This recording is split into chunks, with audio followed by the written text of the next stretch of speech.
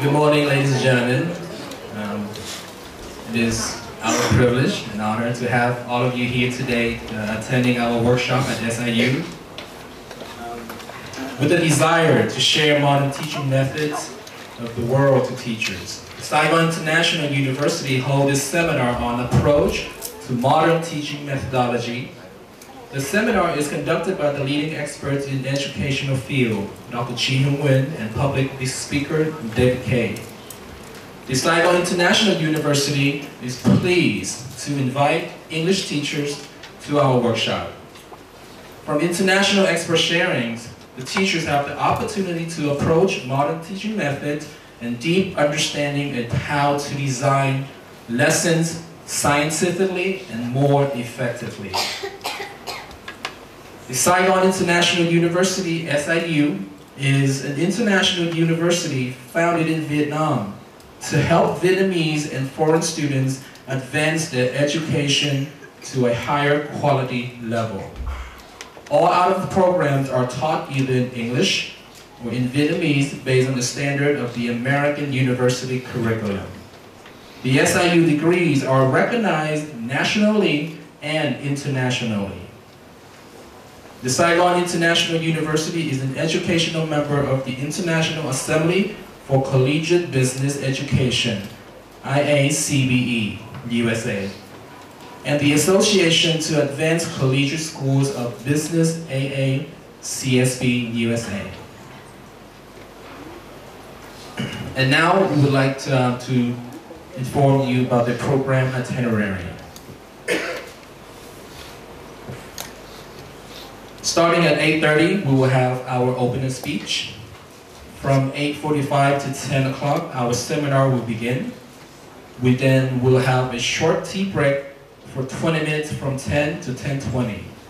The seminar will resume at 10:20 and will last until 11:30, and that will be the end of the seminar.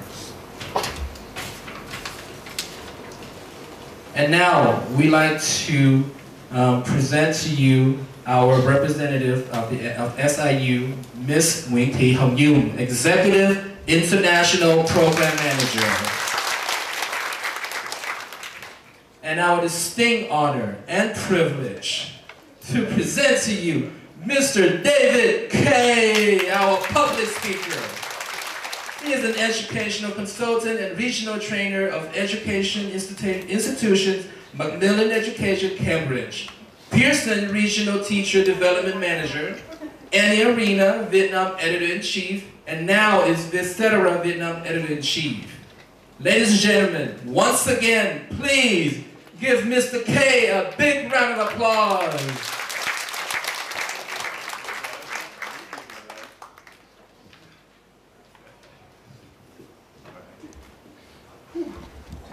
Good morning. Oh, that was a very exciting introduction. Can you remember my name? My name is David. Do you know where I live? Do you know where I live? It's not England. I live in Ho Chi Minh City. I live in District 3. And I live in a very old apartment building. I moved there 2 years ago. On the first day in my new apartment, I came out of my door. All my neighbors are Vietnamese. On the first day I came out of my door and my neighbor was there. She's a Vietnamese girl. She said, "Hello." And I said, "Hello." She said, "What's your name?" And I said, "My name's David. What's your name?" And she said, "My name's Fung. Goodbye." And then the second day I came out of my apartment again, and she was there again. And she said, "Hello." And I said, "Hello." She said, "What's your name?" And I said, "My name's David. What's your name?" She said, "My name's Fung.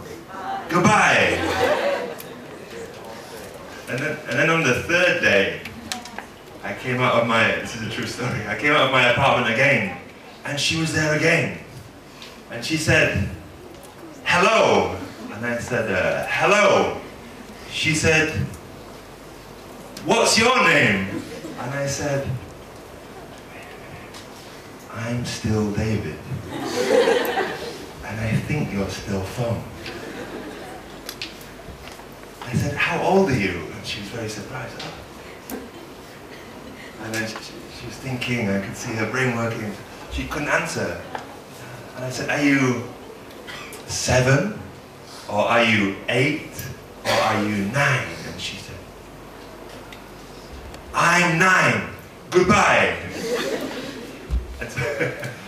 And this is the beautiful thing about teaching.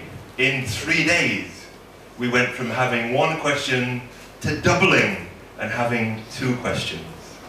This is the magical thing about teaching and learning, and this is the magical thing I'm going to talk about today. I have some good news.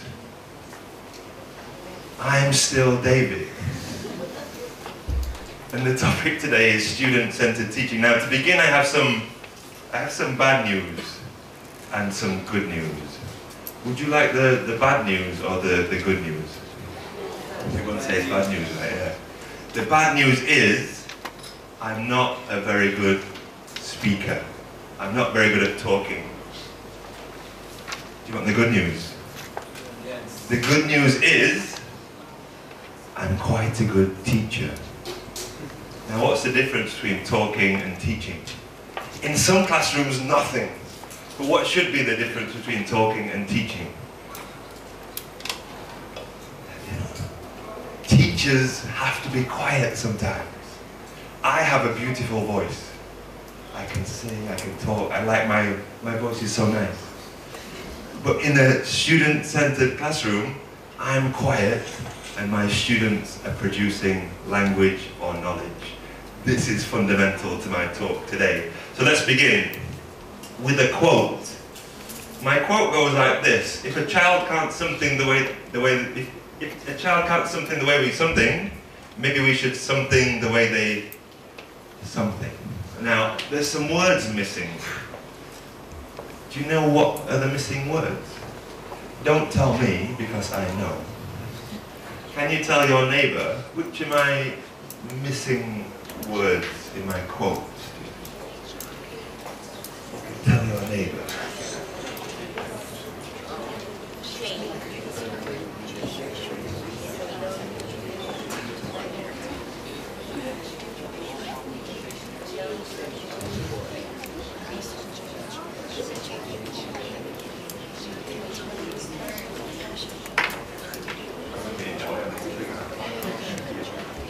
Okay, let's try. If a child can't think I like, but it's wrong. But it's kind of a topic today, not think.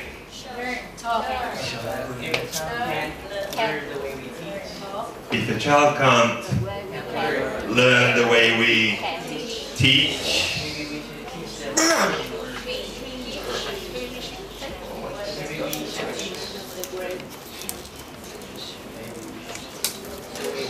the way they learn. Very good. It's a big shift that we're going to talk about today, from teaching to talking about learning. I give lots of workshops in different parts of the world.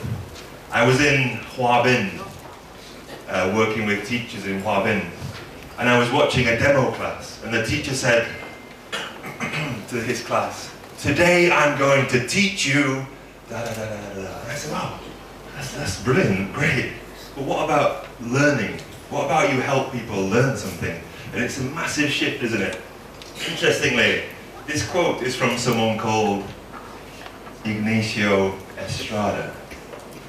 Now, if you go on Google, there's hundreds of examples of this quote from Ignacio Estrada. However, it appears he didn't exist. Nobody knows who said this quote originally. One website said Ignacio Estrada said it. Another website copied, and another, all copied after that website. We don't know who said this quote originally. So I think Another big skill in this century is helping students to assess the validity of information. And I'll give you an example. We have all this knowledge in our hand, don't we? Some of you have a mobile phone. We have all this knowledge. I was doing an activity with teachers and I said, can you think of an animal for every letter from A to Z? A is for ant, B is for bear. And one teacher was very clever. She went like this. She went like this.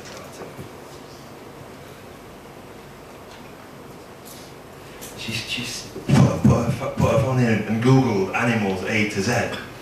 And in about 30 seconds she raised her hand and said, David, I've finished. And I said, I saw what you did. I saw you take your phone and then you put your phone under it. I saw that. And I'm proud of you. You're very smart. If I have a calculator and you give me a maths question and I don't use it, I'm not so smart. You're very smart. Now you have 26 animals, A to Z. And she's like, very proud. I have 26. Oh, I finished. And I said, okay, now, can you group the animals? Carnivore, herbivore, and omnivore. And she said, oh no, why did I do that? But this is the skill of thinking, isn't it, that we're going to focus on today. We have knowledge. What do we do with that knowledge? And these thinking skills are so important now in this century. So, let's begin properly. I've been working with lots of education, schools, universities, on lots of projects. This project is from Yale. It's teaching emotional intelligence. We're going beyond language now in schools to talk about things like emotional intelligence, regulating our emotions. So I'm going to try a little experiment with you. Let's try a little experiment. Can you show me your right hand, everyone? Just your right hand at the back, please, too. Let me see. Right hand. Let me see your right hand.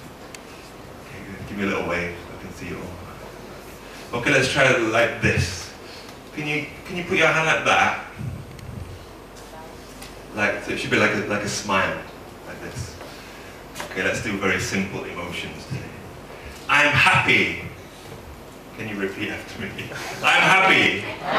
Okay, very good. Once more. I'm happy. Let's do like this.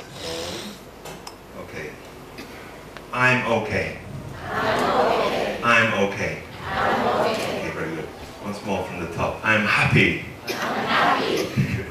I'm okay. And then the last one, we'll turn it upside down like this. Yeah. I'm sad. I'm sad. Okay, once more. I'm happy. I'm okay. I'm sad.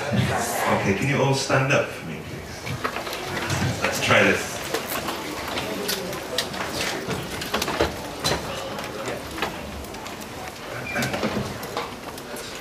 Okay, let's try this. Can you show me your hands once again? Okay, let's practice once more. I'm happy. I'm okay. I'm sad. Now, how do you feel? Don't tell me yet, just thinking. Don't tell me yet. So I'm going to say 3, 2, 1, go. I'm happy. When I say go, you're going to show me how you feel and shout how you feel to me, okay? Keep your hand. How do you feel?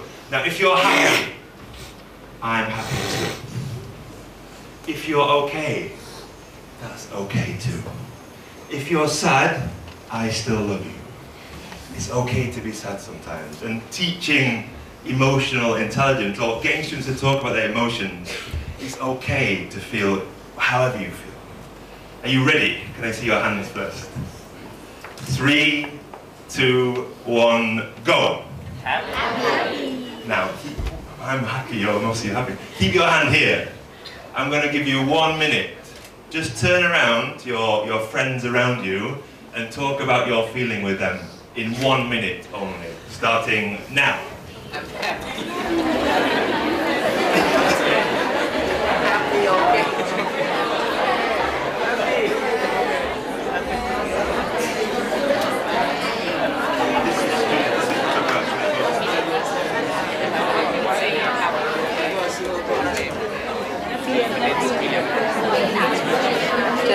Like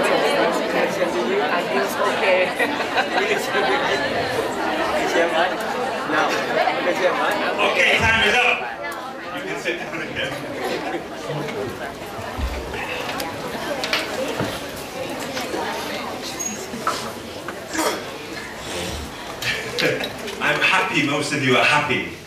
I'm a little bit sleepy too, so I'm probably in between somewhere. This is one way we can talk about student-centeredness, talking about student emotions. With the Yale project, they have this map. This goes on the wall, and students put their name in the position of how they feel. So if they feel energetic and happy, they can go in the top right corner. If they feel low energy and unhappy, they can go in the bottom left corner. So also with this project is teaching language, the language of emotions. So positive and high energy, we have excited. Even stronger, we have exhilarated. And some language goes higher level to other language.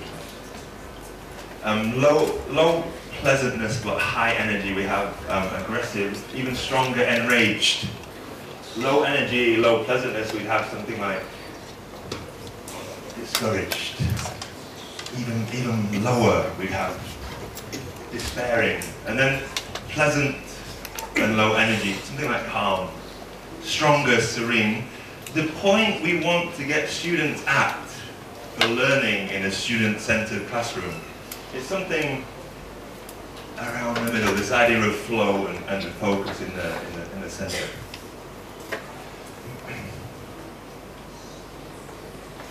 So what does it take in every activity to be student-centered and to put learning at the center of what we do? I think there's 4 things we're going to look at today. Number 1, 2, 3, 4. Number 1 is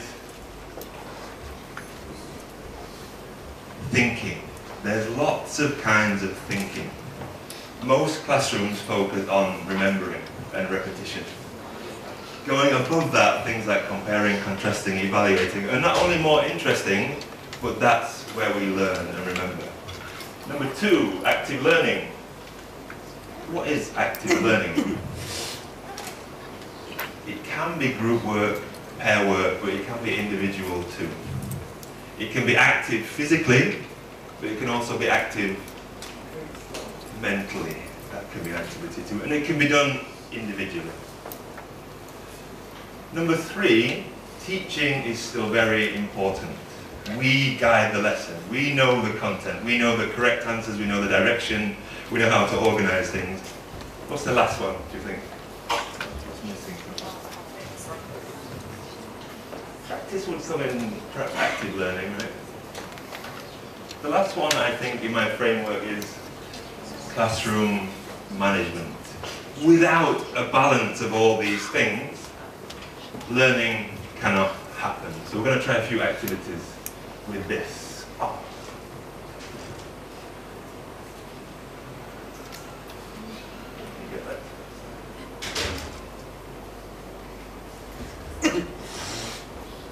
So one teacher said to me, David, this is really interesting, this is really great, but my children can't think. And they don't have the language to think. And I was very, very surprised. Oh, they don't have the language to think. On her table she had a flashcard. On the flashcard was a picture of what's this? A sheep. So I took the picture of the sheep and said, what's this? It's how many legs does it have? Let's try it together. How many legs does it have? 4. How many eyes? 2. How many ears? 2. How many noses? 1. What is it? What color is it? Kind of usually white or black, aren't they? But let's say white. What is it wearing?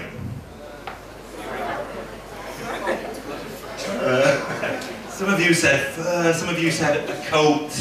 It's kind of wearing a jacket, isn't it, like me? Why do sheep wear a jacket? Why do sheep wear a jacket? Because they're cold. Yeah. Sheep wear a jacket because they're cold. And this was in Ho Chi Minh City at the Open University. And mostly female teachers in my workshop. And I said, do you wear a jacket? And they said, no, it's too hot, we never wear a jacket. And I said, are you sure? And they were thinking and thinking. And then one of them said, yes, I do wear a jacket. And I said, I know, yeah. When do you wear a jacket? And she said, when I'm riding my motorbike. And I said, why do you wear a jacket when you're riding your motorbike? And she said, because it's hot. And suddenly we laughed about our relationship to the sheep. The sheep wears a jacket because it's cold. This group of teachers and us guys in Ho Chi Minh wear a jacket because it's too hot to protect ourselves, don't we? Now, that's not funny unless we go step by step by step with thinking. And not me going, I guide. My students are going step by step by step. From simple thinking to more complex thinking. What was the first question I asked? How many eyes, what colour is it? If you think about classrooms, sometimes that's the only level of questioning. Facts. There's right and wrong answers. The next question I asked was, what is it wearing? And then we get lots of different answers, don't we? It's a jacket, it's wool, it's a coat. That's the next level of thinking, isn't it? There's more than one answer. And that's okay now. What was the last question I asked? Why? Do you? Oh, why does he wear a jacket? So we talked about cold too. Then the last question was, do you wear a jacket? And that's higher again, isn't it? That's comparing ourselves to the sheep. And it becomes funny suddenly. I've got another example. What can you see on the screen? 5 circles. 5 circles. What do they mean? What do they represent? The Olympics. What are the Olympics?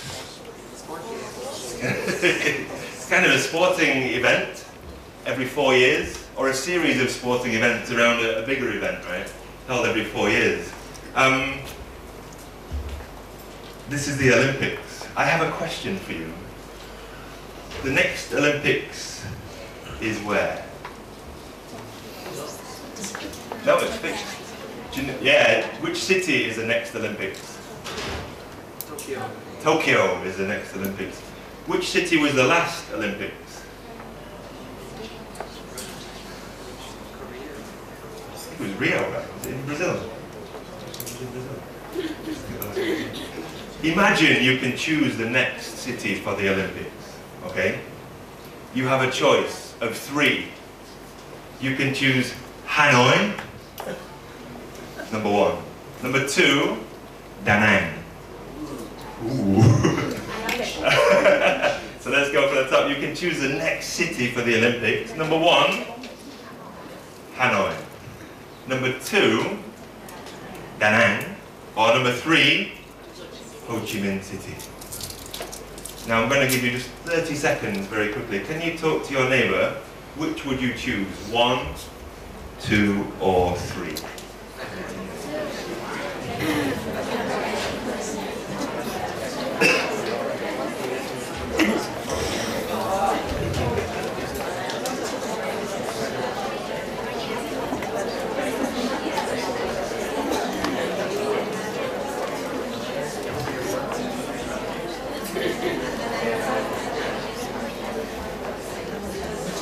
Okay, let me check.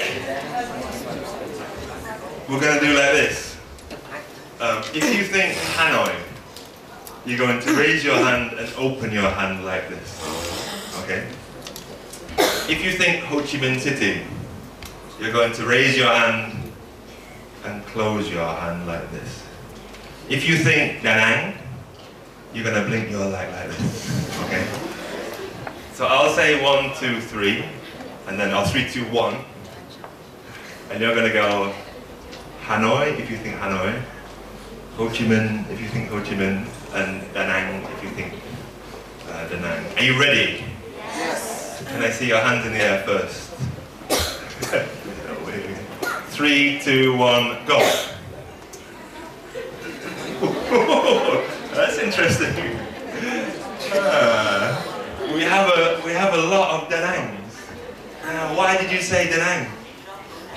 vitamin C. Yeah. I like to go to... That's interesting. Usually I do Hanoi and Ho Chi Minh only. And most people say Ho Chi Minh because it's my home.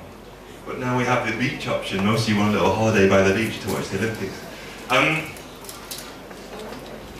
Before I move on, I'm going to stop often during my talk. In most classrooms, how do we get answers from students? How do we get feedback? The students put their hand up, right? And volunteer an answer.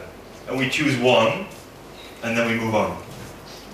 Conversely, there's lots of ways we can get feedback from everyone. When we do activities like this, I can see what you all think in a second, right? And it can be about answers to questions, it can be about feedback on an idea, but this is student-centered learning, isn't it? I'm getting you all to give me your answers in a second. And something else, I'm getting everyone in the room to participate. Lots of teachers say to me, my class is so big, it's too many students, I can't do it. But in this classroom, I'm trying to do something called 100% attention by a guy called Doug Lemott, who wrote one of the best books about education I've read with one of the worst titles. The name of the book is Teach Like a Champion. Terrible name, but a really amazing book. And he talks about 100% attention, trying to get everyone to pay attention and participate all the time. And it's magical sometimes. I was giving a talk in Myanmar at the University of Yangon. I don't know if you've been to Myanmar, but they eat lots of rice. It's a very heavy rice diet. And it was very hot. And so we were giving a workshop like this, maybe 60 teachers. And it was 2 p.m, so everyone had lunch. There's no aircon, it's only the fans on the ceilings. And we began the workshop in the afternoon. And I saw right at the back in the corner, there was one teacher, and she was doing this.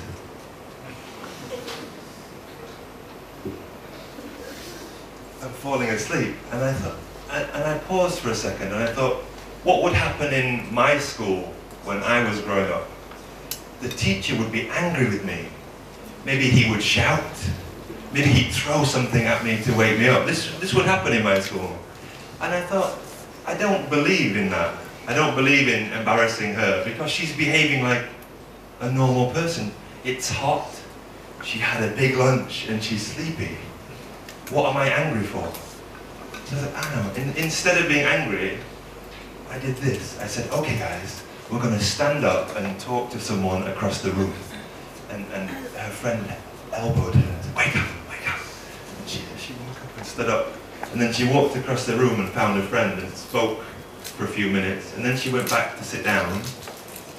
She was awake for the rest of the workshop. And I thought, that's magic, isn't it? She didn't know I woke her up. And I didn't need to embarrass her. I didn't need to shout at her or throw anything. I got her to wake up in the best way possible and to participate. So a lot of these things are invisible, aren't they? Next question, while I continue. The Olympics. The Olympics. When I was growing up, we used to play a game. And the game is this. You have a partner, excuse me while I borrow you. You have a partner, and you have to stare at your partner. The first person to blink is the loser. Did you play this game? Just try it with your neighbor. Just stare. You have to stare at your partner. The first person to blink is the loser.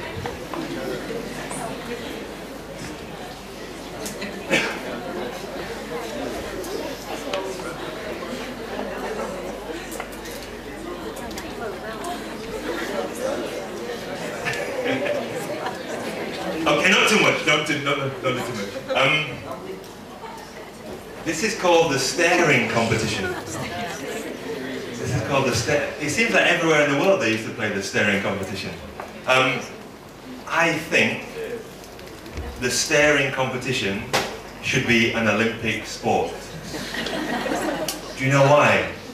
Because I'm good at it. I might win a medal. Now I have a question for you. If you could choose a new Olympic sport, that is not a sport now? It can be an activity, it could be a game. What would you choose to be a new Olympic sport? Just tell your neighbour again, 30 seconds. What would you could choose anything. What would you choose to be a new Olympic sport?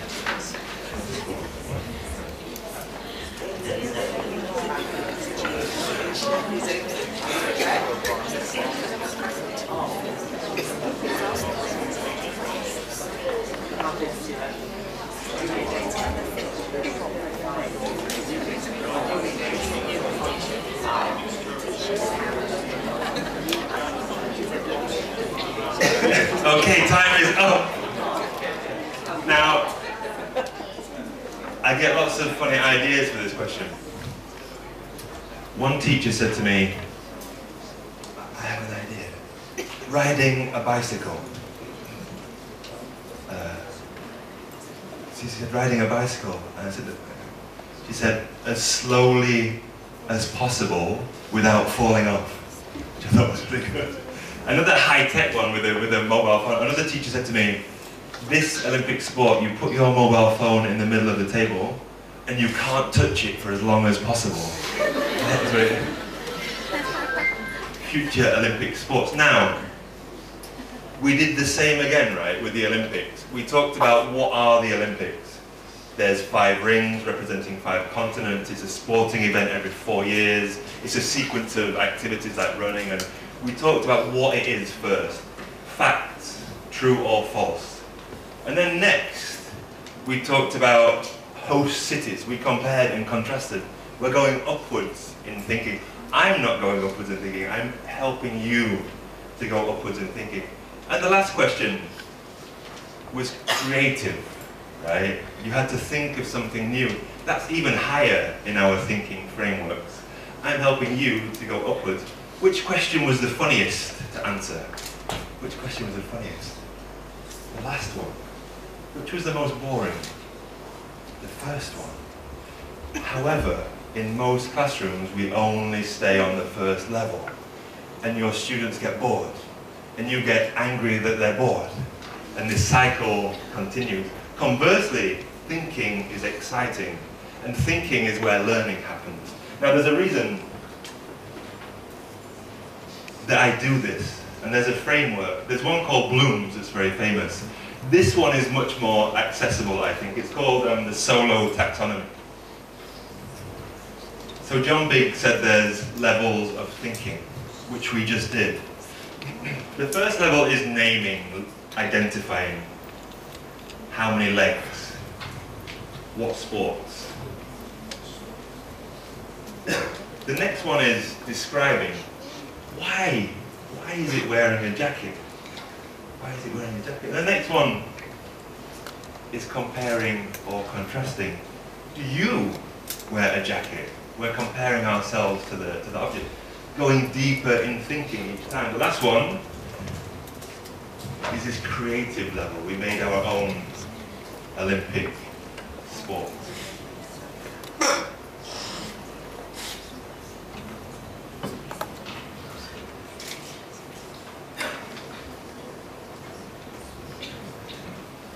So Einstein said, imagination is more important than knowledge.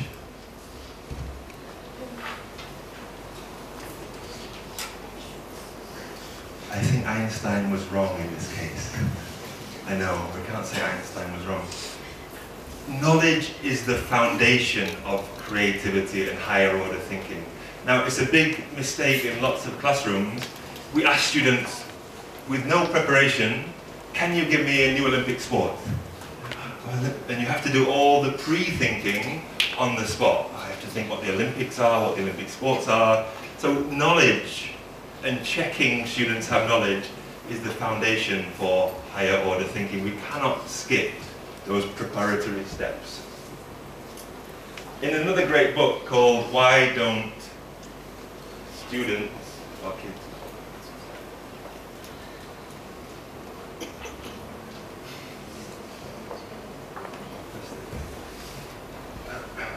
In another great book, Why Don't Students Like School?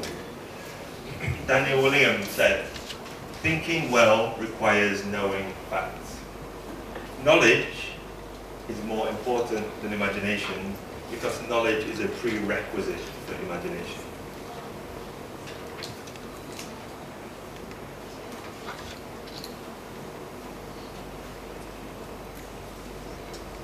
Which brings us on to the 4 C's of 21st century learning and student-centered learning. What are the 4 C's? You know, they're sometimes given us 5 or different frameworks. What 4 words beginning with C that we should be encouraging our students to do in the 21st century?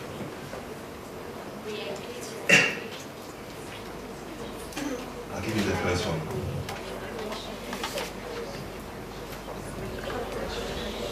Collaboration, not competition. Now, lots of newly qualified teachers I see think competition is learning.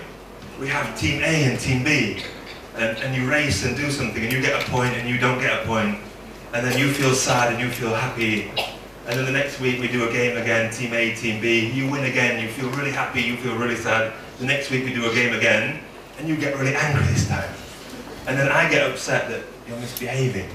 And I think, conversely, creating collaboration in a classroom between students is a really powerful, positive thing, and something we need to do in our real lives. We need to work with people.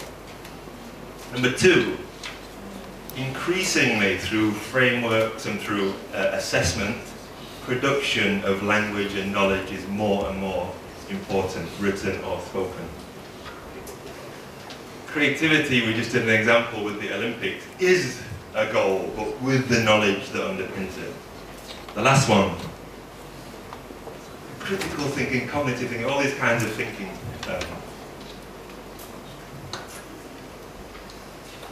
Are essential.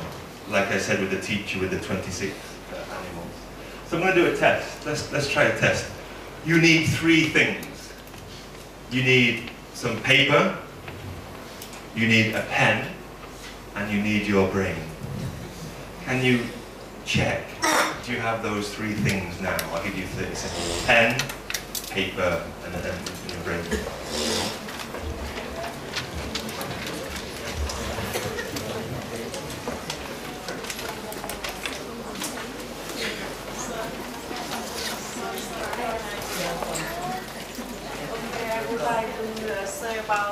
Should we do it? Let's do it at before the break. Yeah, before the break. Sorry. Pen. No, it's okay. No. Pen, paper, brain. Pen, paper, brain.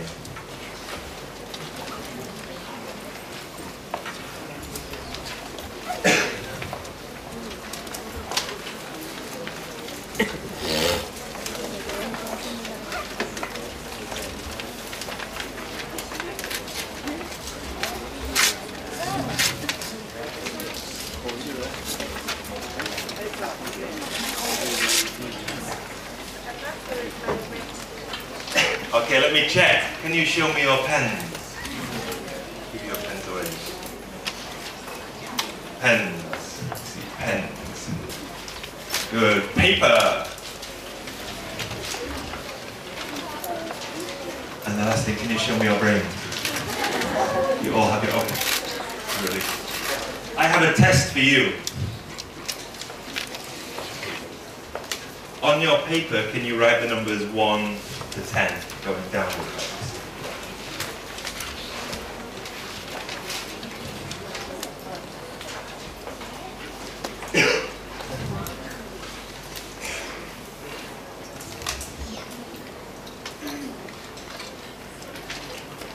Now I'm going to show you 10 words for 10 seconds.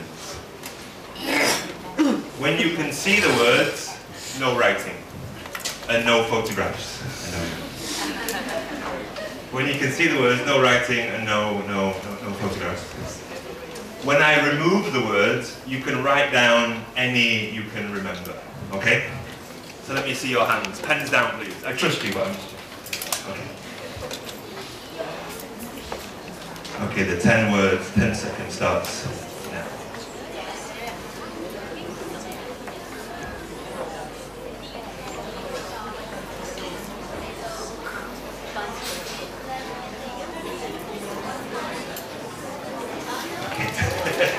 Time is up. You can write down any you can remember.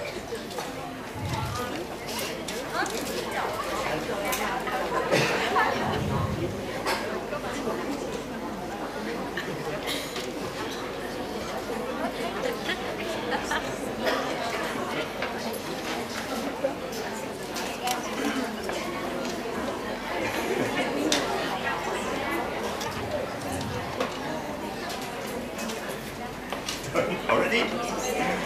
Okay, time is up. Can you count? How many did you get? Okay, can you show me with your hand how many? Oh, 7's good. Some 5s. My friend at the back, I love you the most. You only got 3, but you're so proud. I got 3. I'm proud of you. I love you the most for being proud of your 3. A lot of 5s, some 8s, some 7s. Is that a 1 or is that no? Not sure. Okay, that's correct. these are the 10 words.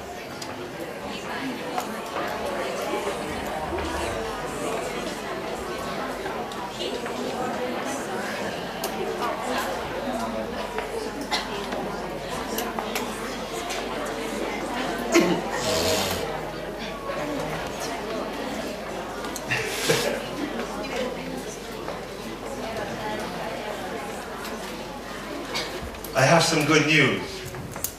I'm a nice teacher trainer. I'm going to give you a second chance. Can you write the numbers again, 1 to 10?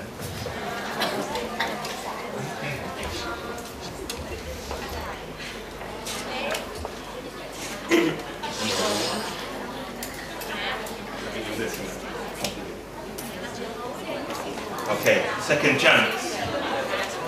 This time I'm going to change the rules. This time you can work with your partner. This time you can work with your team or your partner. You can work together.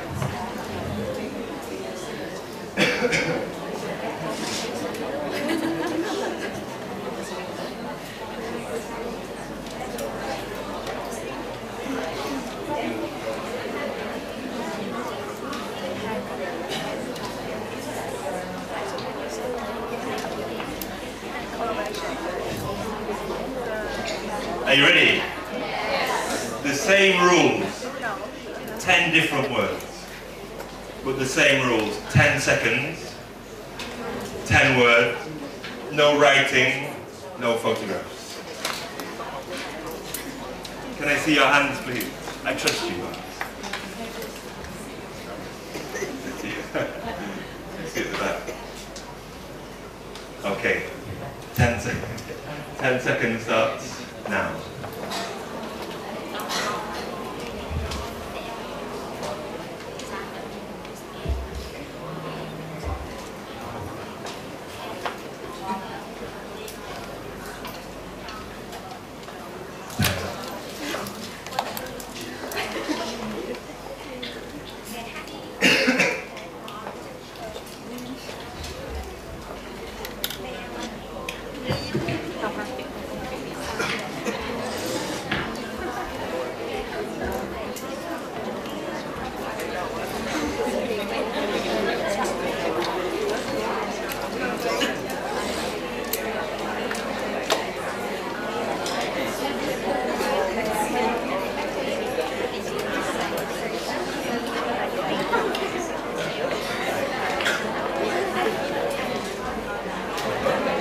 Okay, 30 seconds, just check with your team, and then we'll check the other part.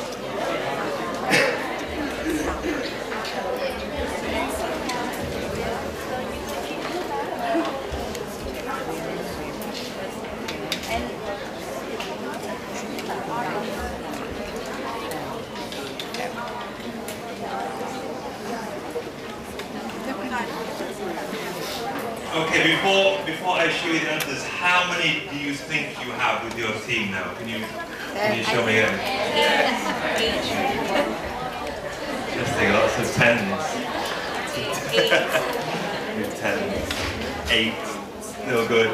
I think everyone did better, right? And that goes back to the idea of collaboration. Competition makes us faster. Collaboration makes us better.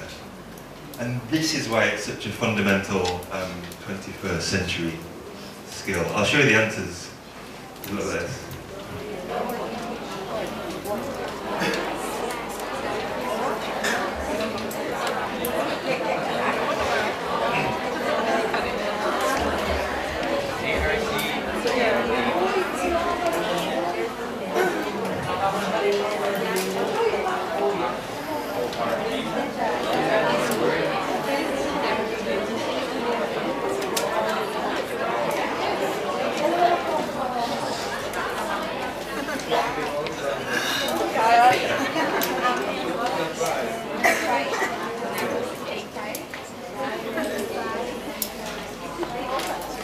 Now, you all did this test. They're not real words. There's no prize. There's no reward. Why do you care? Why do you care? You don't win anything. You don't learn anything because they're not real words. But all of you were trying to find. And something else happens, even more surprising. I did this test in many different countries, and many different places, even in Harbin with ethnic minority teachers. I've done it everywhere around Asia. What happens when I do this is this. The first time we do the test, you try hard, and the second time I give you a second chance, and I say, you can work with a partner. And do you know what happens every time? You think you're so smart. You say to your partner, I'll do 1 to 5. You do 6 to 10. We got this. We got this. Everywhere I go, and you think you're so smart. I'm going to beat this guy in a suit. I've got a plan.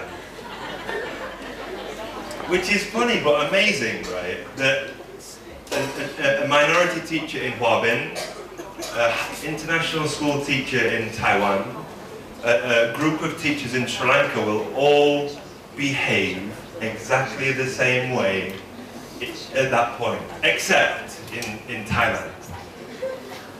I was in Bangkok and I gave this test to the teachers, and there was 2 guys at the front. And then I said, okay, I took the words away the second time, and I heard them. The guy said to his friend, okay, I've got 1 to 5. And his friend said, oh, I've got 1 to 5 too. So the strategy needs to be clear, doesn't it? But we all try and strategize for nothing, for no prize, for the sake of trying to compete, I think you said, didn't you? To have this feeling of succeeding at something.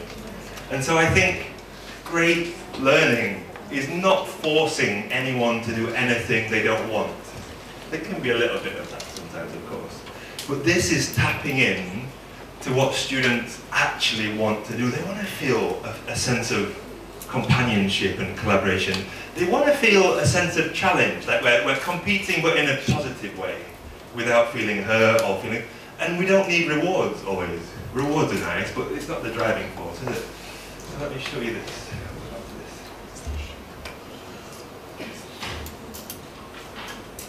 If we put it back on our framework, what kind of thinking are you doing?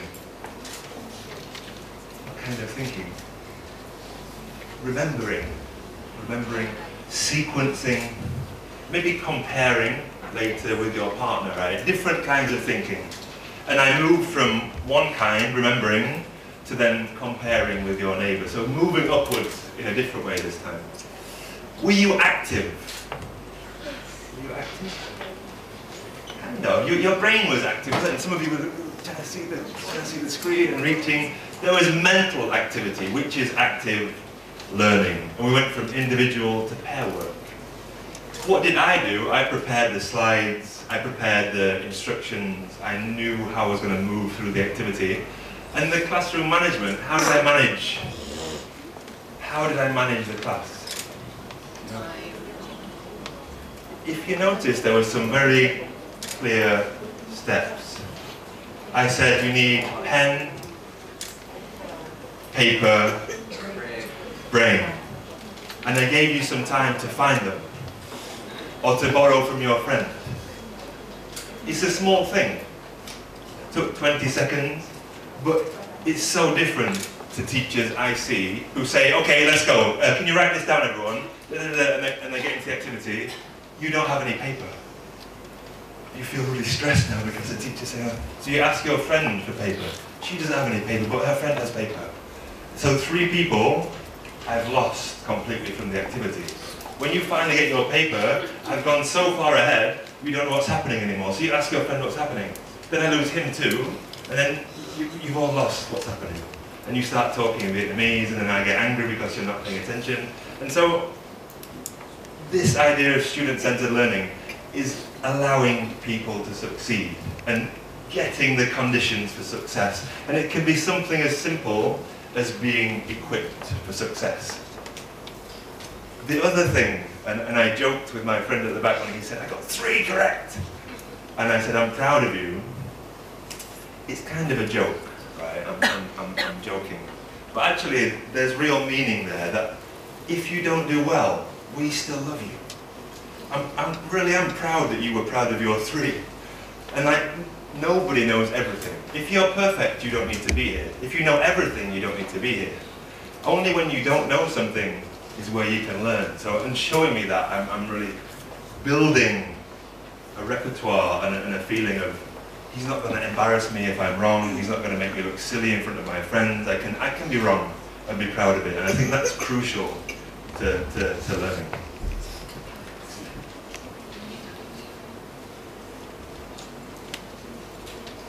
Let's try this. For this one, you need a partner. So just stay sitting down, but you need a partner. Can you just find your partner now, please?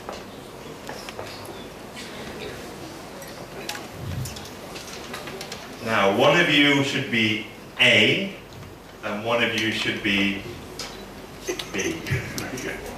One of you should be A, one of you should be B. 3 people, you can have 2 A's and 1 B. Okay, we'll try and have 2.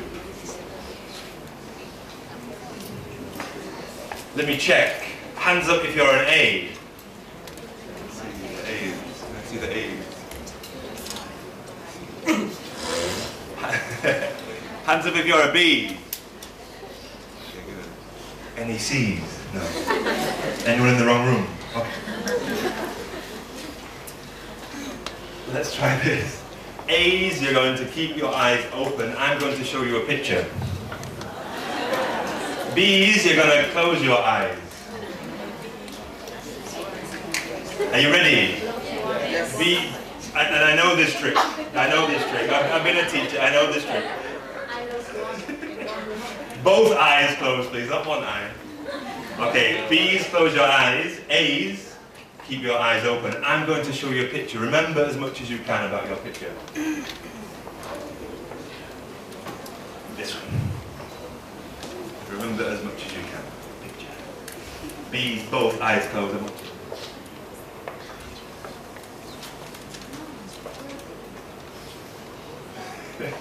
Okay, time is up. Can you change? So B's, you're going to open your eyes. Good morning, B's. A's, good night. A's, close your eyes, both eyes. B's, open your eyes. B's, this is your picture.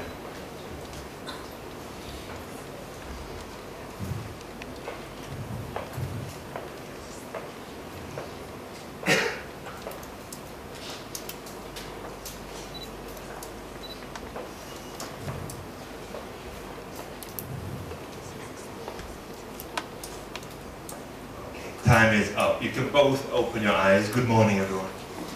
Welcome back. Look at your partner. I gave you 2 different pictures. Can you talk to your neighbour 1 minute only? What was in your picture and what was the same or different between your 2 pictures? Just 1 minute, very quickly.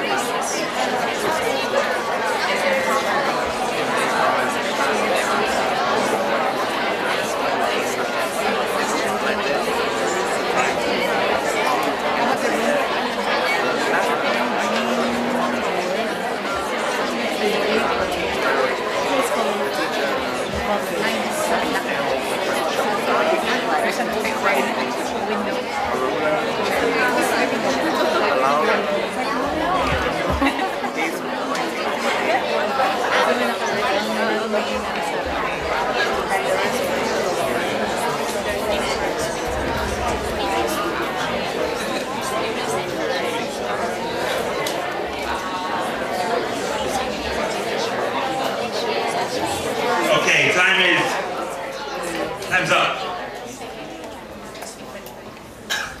But I'm very happy. Do you know why I'm happy? Because I'm always happy. But I'm very happy that you're talking about what I want you to talk about. And it's quite rare in classrooms, isn't it? I meet lots of teachers and the teacher says to me, David, my students don't talk. They're so shy. They don't want to speak. But today I'm stopping you talking. So I'm very happy. Why? Why do you want to talk? They're just two pictures. If I showed you two pictures and said talk, you wouldn't talk. So what makes you want to talk about these pictures, do you think? Curiosity.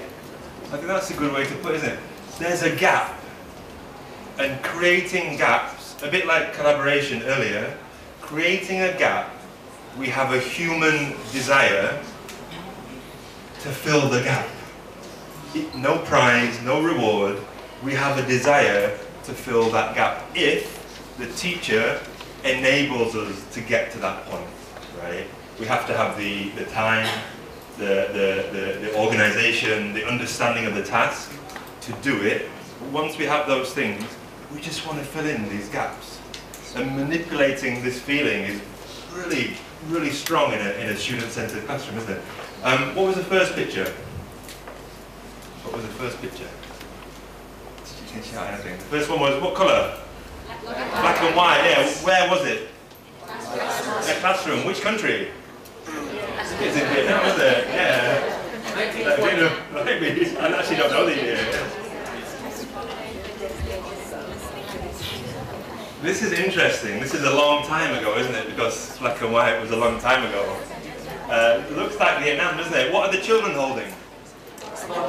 Some sort of mini blackboards. What's really interesting, I don't know in this school, in lots of schools, they've made a comeback. Mini whiteboards are very popular in lots of schools now, 100 years later. Picture 2, what was in picture 2? Or B's, what was in B's picture?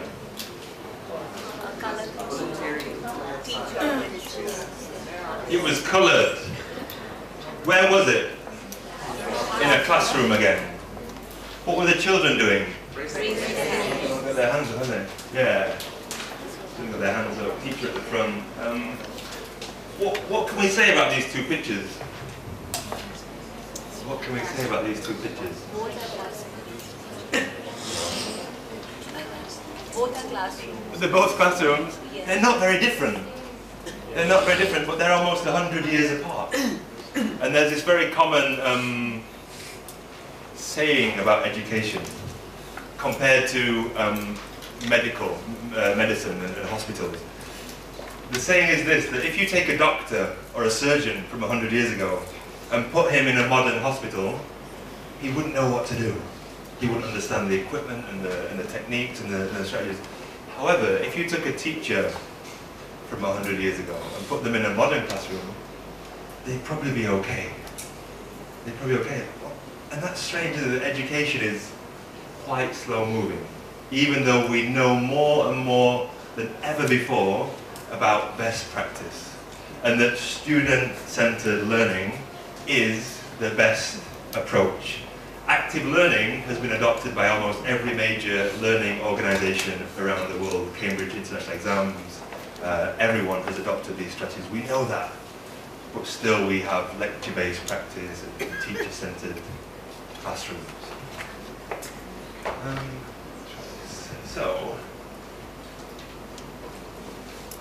And we have people like this helping us to understand what good teaching and learning is. Do you know who he is? Do you recognize this man? It's not my father, before you say anything. His name is John Hattie. He's one of my education heroes. He did a meta-analysis of teaching practices around the world. He measured what works and what doesn't. A few years ago, Time magazine named him the world's most important educator. He said something really interesting, which is this. And I left some gaps again for you to fill in. What are my missing words this time? What am I missing?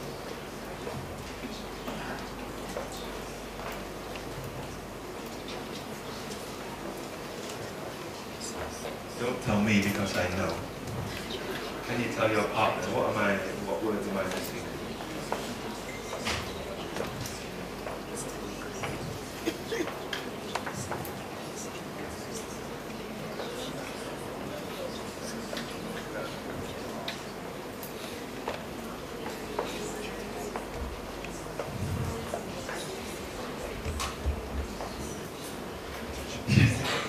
Shall we try?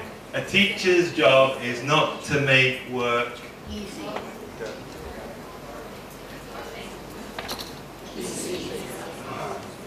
Some teachers think the opposite. It's my job to make things easy, to give you all the information really easily. John Hattie and I strongly agree, in this kind of classroom says a teacher's job is not to make work easy, it's to make it Challenging. difficult, but not too difficult. If things are too difficult, we get frustrated and we lose attention. If they're too easy, we get bored and we lose attention. There's this idea of +1, right? Just above the level the students are at. A teacher's job is not to make work easy, it's to make it difficult. If you are not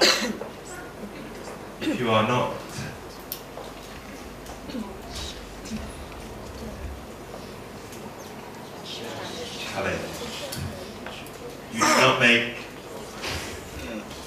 mistakes. And if you do not make mistakes, learning is good, but it's not mine. Actually, he said feedback is useless. This idea that you got 3 out of 10. Where is the learning there? What was difficult? What was hard? What was easy? How can we improve? I was working with a school in Ho Chi Minh, and it was a TOEFL listening, and there were 8 children in the class. And one of the boys in the class was really misbehaving. He said, "I hate listening and I hate TOEFL. I don't want to be at school." And the teacher was being observed by me, so he was a bit nervous. And he pressed the recording really quickly, and they did the listening activity. TOEFL listening, so they had multiple choice answers. He finished the listening, they checked the answers.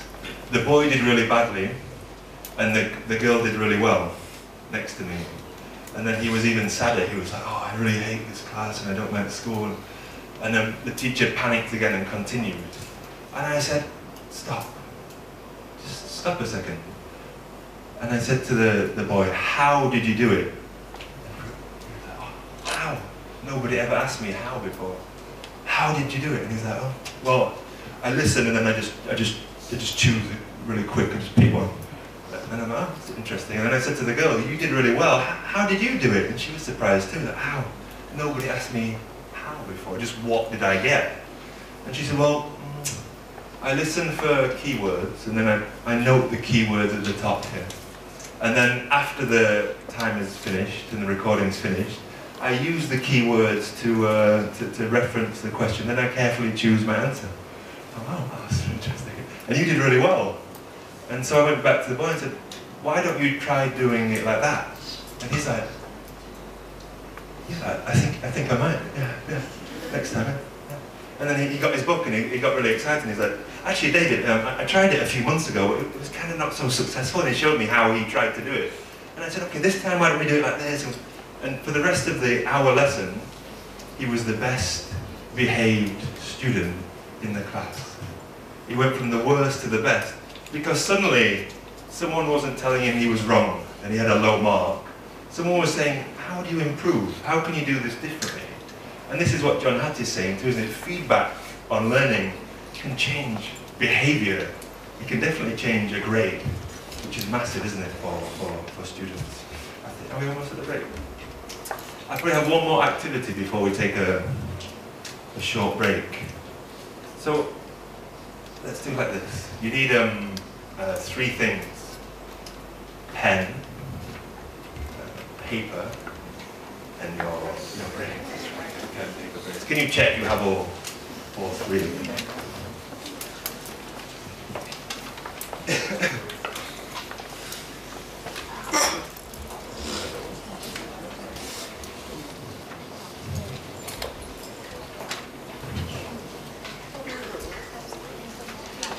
Can I check? Can I see your pens? Can I see your papers? Do you still have your brains with you? Still working? Okay, good. On your paper, can you write down 2 things you learned this morning so far? 2 things you learned. Could be an activity, could be a framework, could be a quote. Any 2 things you learned on your paper.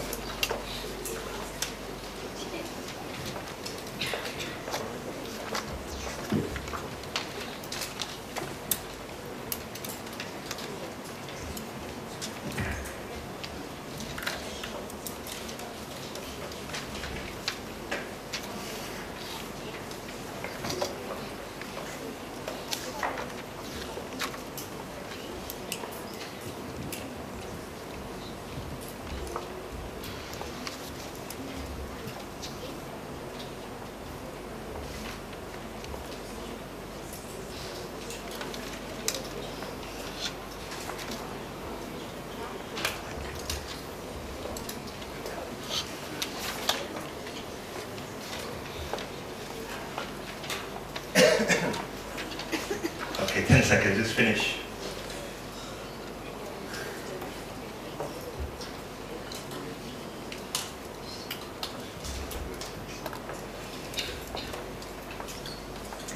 Time is up.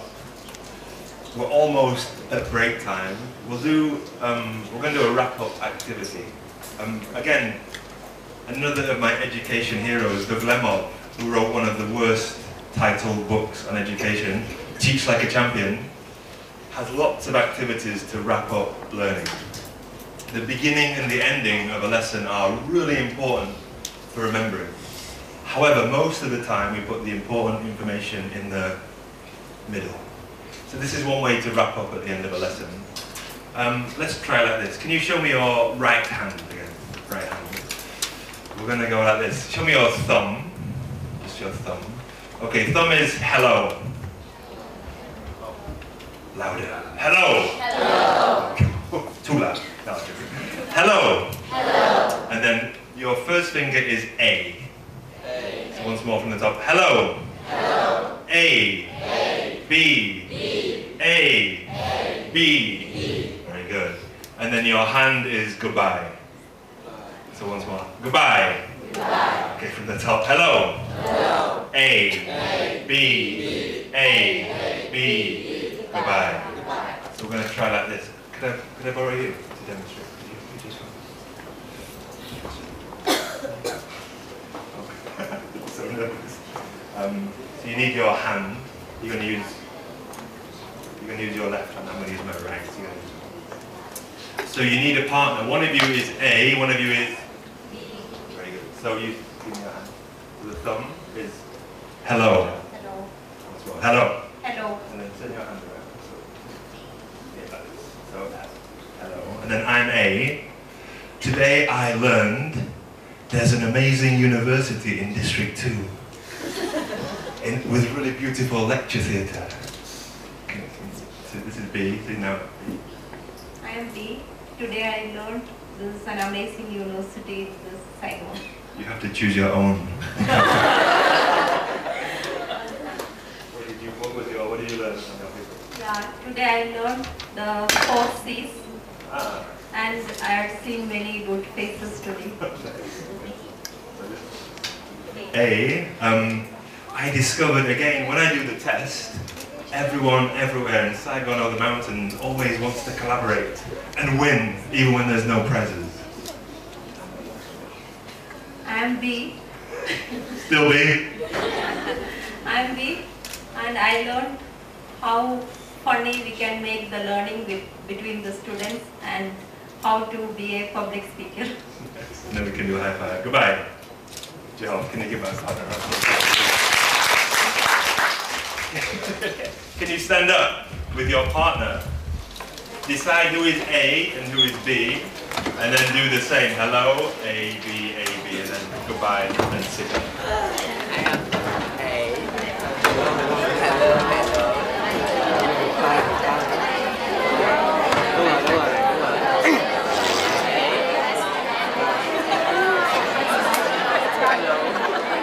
Hello, em anh.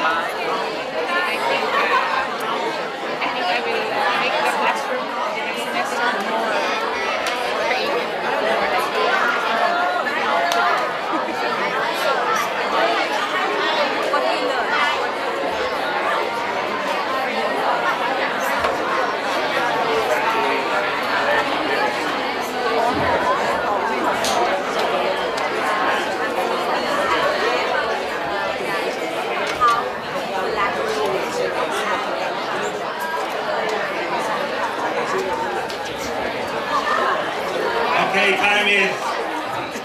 time is up. You're sad? Break time, maybe? I'm sad too. You can sit down first though, just to wrap up too.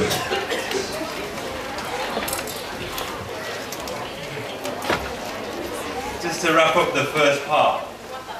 This kind of review of learning is a really good example of student-centeredness.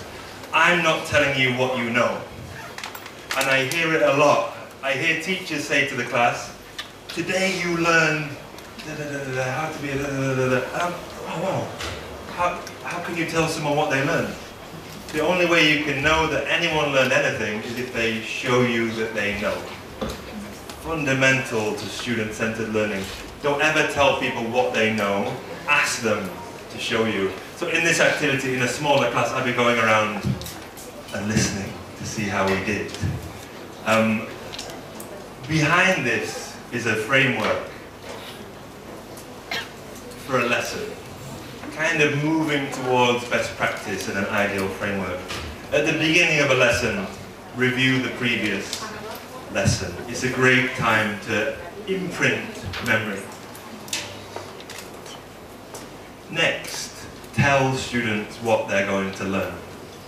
It seems trivial, but knowing the direction, knowing what they can do at the end of a lesson gives you a plan, but it gives them direction so they know you know where you're going. These steps are sometimes overlooked. Arouse interest and activate prior knowledge. Learning is building bridges between what you know and what I want you to know. So often in schools too, I see teachers give a big reading to students with no preparation. No attempt to get them interested in the topic before they get this long, threatening text. Before we do anything with a book, a reading, the best thing we can do is have it closed, get students to care about the topic in the lesson, and there's hundreds of ways to do it, as we'll look at in the second half. The next one is our teaching and learning activities based around active learning. And always at the end, wrap up learning. Get students to wrap up their learning, and then you wrap it up too afterwards, to conclude. Which brings us to our break time.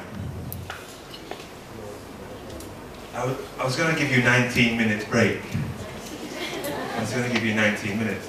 However, you've been so noisy and active. I'm going to give you 1 minute extra free. So take a 20-minute break, and then we'll come back and dig deeper into student-centered learning. Thank you. Thank you, Mr. K. That was a wonderful session. Now, ladies and gentlemen, we're going to head out to the 6th floor, just one floor above from us.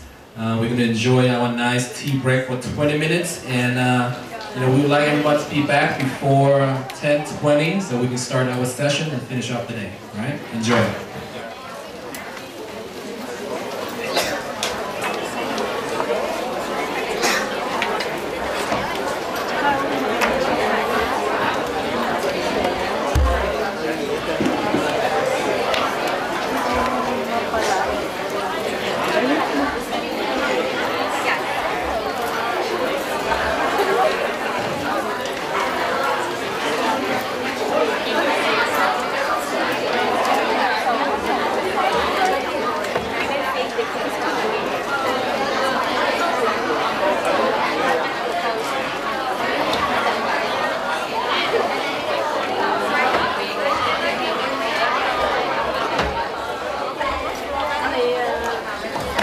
Đổi ca đi. Trời ơi trời, tên gì mà cũng biết luôn. Mình đúng không? Tên là